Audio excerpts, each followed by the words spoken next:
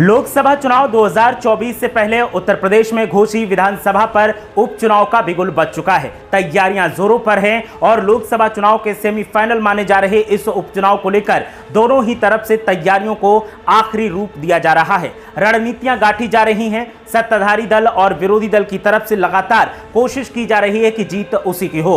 घोसी विधानसभा seat वो seat है जहां पर 2022 में विधानसभा चुनाव समाजवादी पार्टी ने जीता था और समाजवादी पार्टी के टिकट पर दारा सिंह चौहान विधायक चुने गए थे। दारा सिंह चौहान जो 2017 में बीजेपी के साथ थे और मंत्री बने थे, उसके बाद 2022 विधानसभा चुनाव से पहले समाजवादी पार्टी के साथ हो गए और समाजवादी पार्टी ने टिकट दिया तो वो फिर बंपर जीत हासिल कर विधानसभा पहुंचे और एक बार फिर दारा सिंह ने पाला बदल लिया है और अब वो बीजेपी के साथ हैं और विधानसभा सदस्यता से उन्होंने इस्तीफा दे दिया है और इसीलिए अब विधानसभा चुनाव का बिगुल यहां पर घोसी विधानसभा सीट पर बजा है। ऐसे में मऊ जिले की घोसी विधानसभा सीट पर सियासी माहौल क्या है, किसकी जीत होगी, किसकी हार होगी और आवाम का मन क्या कहता है, जातीय समीकरण क्या कहते हैं और कौन सा दल आगे दिखाई दे रहा है और कौन सा दल पीछे है, गठबंधन और विरोधी दलों की तरफ से किसकी यहां पर बढ़त के संकेत मिल रहे हैं, इसी पर आज हम चर्चा करेंगे और 4 ऐसे बिंदुओं के जरिए आपको बताने की कोशिश करेंगे कि हार जीत का फैसला क्या होगा। चुनाव से पहले हम आपको यह जरूर बता देंगे कि यहां पर स्थिति कैसी होने वाली है, आमने सामने का मुकाबला किसके बीच होगा। दारा सिंह चौहान के पाला बदलने के बाद अब परीक्षा जहां एनडीए की है तो वहीं पीडीए की भी है और साथ ही साथ सुहेल देव समाज पार्टी के प्रमुख ओम प्रकाश राजभर की भी परीक्षा अब देखने को मिलेगी और जो भी यहां से जीतेगा वो आगे तय करेगा कि लोकसभा चुनाव में कौन सी पार्टी का प्रभाव पूरे उत्तर प्रदेश में देखने को मिलता है। आपको बता दें कि पीडीए की बात करते हुए अखिलेश यादव लगातार पिछड़ों, अल्पसंख्यकों और दलितों की वकालत कर रहे हैं और उनका दावा है कि इनके सहारे वो लोकसभा चुनाव में जीत जरूर हासिल करेंगे। एनडीए की अगर बात की जाए तो एनडीए ने जब से सुभाषपा को अपने साथ मिलाया है उसके बाद से एनडीए का दावा है कि वो मजबूती की स्थिति में है और पूर्वांचल में वो बड़ा फेरबदल करने का मादार रखती है। बात की जाए ओम प्रकाश राजभर की तो सुभाषपा का जो असर है वो मऊ जिले में भी देखने को मिलता है और अन्य पूर्वांचल की सीटें ऐसी हैं जहां पर देखने को मिलता है। मऊ के घोसी विधानसभा सीट की अगर बात की जाए तो यहां पर सुभाषपा के साथ की वजह से दारा सिंह चौहान 2022 में बम्पर जीत के साथ सदन पहुंचे थे, लेकिन अब उन्होंने इस्तीफा दे दिया है और उनके बार बार पाला बदल की वजह से यहां पर स्थितियां थोड़ी डामाडोल दिखाई दे रही हैं। संकेत मिल रहे हैं कि बीजेपी एक बार फिर दारा सिंह चौहान को उपचुनाव में उम्मीदवार बना सकती है और अगर दारा सिंह चौहान को बीजेपी ने उम्मीदवार बनाया तो फिर स्थितियां कुछ और होंगी, क्योंकि आवाम के मन में अब दारा सिंह चौहान को लेकर के दुविधा है कि वो कब किसके तरफ चले जाएं, कुछ पता नहीं, और कब इस्तीफा दे दें, आवाम को लावारिस छोड़ दें। ऐसे में अब आवाम भी ऐसे उम्मीदवार की तलाश में है जो टिककर काम करे और आवाम के सुख दुख में शामिल हो। तो आइए 4 बिंदुओं के जरिए हम जानते हैं कि विधानसभा का जो उपचुनाव होने वाला है ये किसके पक्ष में होगा और कौन सी पार्टी को यहां से जीत मिल सकती है। वो 4 बिंदु कौन कौन से हैं एक एक करके आपको बताएंगे और बताने की कोशिश करेंगे कि हार जीत का अंतर कैसा होगा और किस पार्टी के सिर पर जीत का सेहरा बनेगा और बादशाह कौन सी पार्टी के उम्मीदवार को यहां की आवाम बनाने वाली है। तो चलिए एक एक कर एक एक बिंदु के बारे में जानते हैं। और बिंदु नंबर 1 है सुहेल देव निषाद पार्टी और बीजेपी की एकता की परीक्षा।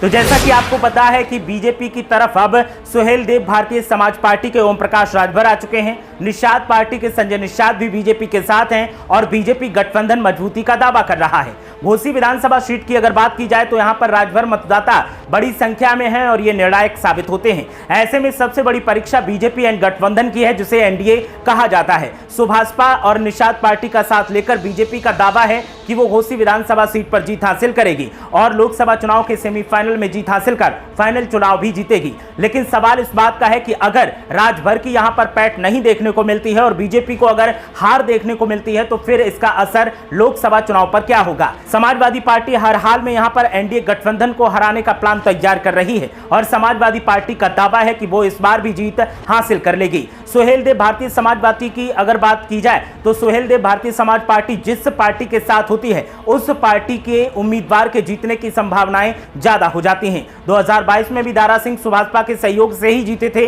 और 2017 में भी दारा सिंह सुभाषपा के ही सहयोग से जीते थे। अब उपचुनाव है और सुभाषपा एक बार फिर दारा सिंह के साथ में ही दिखाई दे रही है, चाहे उसे प्रत्यक्ष रूप से देखा जाए चाहे उसे अप्रत्यक्ष रूप से देखा जाए। ऐसे में निर्णायक स्थिति सुभाषपा ही तय करेगी और अगर सुभाषपा की पैठ यहां पर चलती है तो बीजेपी गठबंधन यहां पर बढ़त बना सकता है, लेकिन समाजवादी पार्टी भी हल्के में छोड़ने के लिए तैयार नहीं है।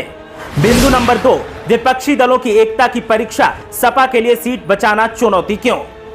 समाजवादी पार्टी के प्रमुख पीडीए के सहारे निर्णायक स्थिति बनाने की कोशिश कर रहे हैं। अखिलेश यादव का कहना है कि अल्पसंख्यक, दलित और पिछड़े जब एक साथ मिलकर हमारे साथ खड़े होंगे तो फिर सत्ताधारी पार्टी का गठबंधन कितना भी मजबूत हो, लेकिन वो हमारे सामने नहीं टिक पाएगा। लेकिन सवाल इस बात का है कि यहाँ पर चुनौतियां समाजवादी पार्टी के लिए कम नहीं है। सुभाषपा जब बीजेपी के साथ थी 2017 में तो बीजेपी जीत गई। 2022 में सुभाषपा जब सपा के साथ थी तो सपा जीत गई। अब सुभाषपा एक बार फिर बीजेपी के साथ है। ऐसे में अखिलेश यादव के सामने घोसी विधानसभा सीट को बचाने की चुनौती है। अगर अखिलेश यादव यहां पर इस सीट को बचाने में कामयाब हो जाते हैं तो फिर 2024 लोकसभा चुनाव में समाजवादी पार्टी की स्थिति काफी मजबूत दिखाई देगी और घोसी उपचुनाव का नतीजा कई सीटों पर प्रभाव डालेगा और यहां से जो भी जीतेगा उसके लिए स्थितियां काफी अनुकूल हो जाएंगी। ऐसे में अखिलेश यादव के सामने चुनौतियां तो बहुत हैं, लेकिन अखिलेश यादव कोशिश कर रहे हैं कि इन चुनौतियों से पार पाया जाए और यहां पर जीत हासिल की जाए।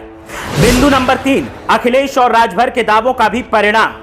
अखिलेश यादव हो चाहे ओम प्रकाश राजभर हो, दोनों ही नेताओं की तरफ से अलग अलग तरह से दावे किए जाते हैं और दावे जीत के किए जाते हैं। राजभर का कहना है कि वो एक किंग मेकर हैं, वो जिसकी साइड जाते हैं वहां से उसी पार्टी के उम्मीदवार को जीत मिलती है और इस दलील के तौर पर वो सबूत पेश करते हैं समाजवादी पार्टी का साथ और बीजेपी का साथ। अखिलेश यादव का कहना है कि वो इस बार ऐसी रणनीतियों के साथ मैदान में उतरने वाले हैं जो रणनीतियां कारगर साबित होंगी, आम आवाम से जुड़ी होंगी और जब ये रणनीतियां सफल साबित होंगी, नतीजा सुनाएंगी तो नतीजा सफलता का ही आएगा। ओम प्रकाश राजभर हो या फिर अखिलेश यादव हो, दोनों ही नेताओं के दावों का परिणाम घोसी उपचुनाव का नतीजा साबित करेगा और नतीजे जिसके पक्ष में आएंगे उसी के दावे सच साबित होंगे और जिसके दावे सच साबित होंगे उसी के सिर पर जीत का सेहरा 2024 लोकसभा चुनाव में बंधेगा। बिंदु नंबर 4, मुस्लिम और चौहान वोटर्स करते हैं हार जीत का फैसला। तो घोसी विधानसभा सीट की अगर बात की जाए तो यहां पर राजभर वोटर भी निर्णायक स्थिति में है, लेकिन मुस्लिम और चौहान वोटर्स जो हैं वो हार जीत का फैसला करते हैं। ऐसे में चौहान उम्मीदवार जिसके पक्ष से उतारा जाएगा, एक मुश्त चौहान वोटर उसकी तरफ जाएगा। समाजवादी पार्टी की कोशिश है कि एक ऐसा चेहरा निकालकर सामने लाया जाए जिसके सहारे उपचुनाव में जीत हासिल की जाए और बीजेपी का चेहरा तो दारा सिंह चौहान होने वाले ही हैं। मुस्लिमों की अगर बात की जाए तो मुस्लिम का वोटर बीजेपी के साथ कभी नहीं जाता, मुस्लिम एक मुश्त समाजवादी पार्टी के साथ जाता है। ऐसे में मुकाबला आमने सामने का बीजेपी वर्सेस समाजवादी पार्टी होगा, लेकिन यहां पर अगर बीएसपी ने अपना उम्मीदवार उतार दिया तो फिर अखिलेश यादव के लिए परेशानियां और ज्यादा चुनौतीपूर्ण हो जाएंगी। आपको बता दें कि बीएसपी ज्यादातर उपचुनाव में अपने उम्मीदवार नहीं उतारती है, लेकिन पिछली कुछ चुनावों से ऐसे देखने को मिला है कि बीएसपी की तरफ से उपचुनाव में अपने उम्मीदवार उतारे जाते हैं और अखिलेश यादव का खेल खराब हो जाता है। ऐसे में अब देखना यह है कि अगर मायावती घोसी विधानसभा सीट पर वॉक ओवर देती हैं और कांग्रेस पार्टी भी पीछे हट जाती है तो अखिलेश यादव के लिए स्थितियां थोड़ी अनुकूल हो जाएंगी और मुकाबला बीजेपी वर्सेस समाजवादी पार्टी देखने को मिलेगा। लेकिन जब नतीजे आएंगे तब पता चलेगा कि आवाम ने किसके सिर जीत का सेहरा बांधा है। फिलहाल तो दोनों ही दलों की तरफ से जीत का दावा ठोका जा रहा है।